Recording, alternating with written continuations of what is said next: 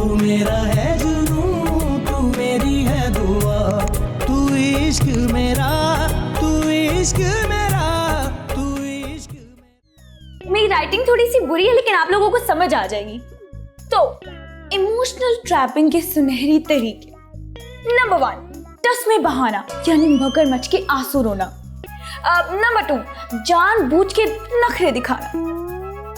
और नंबर 3, बिला वजह का गुस्सा करते रहना।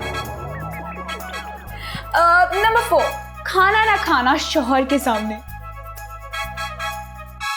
नंबर 5, घरेलू परेशानियों की वजह से हर वक्त सर दर्द का ड्रामा करते रहना।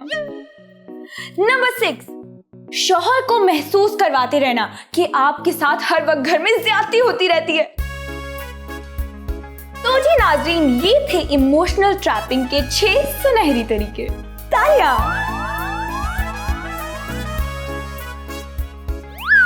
वैसे सैंडी, मैं तो तुम्हारे इवेंट माइंड की कायल ही हो गई हूँ। इसको मैं तारीफ समझी या बुराई? दोनों।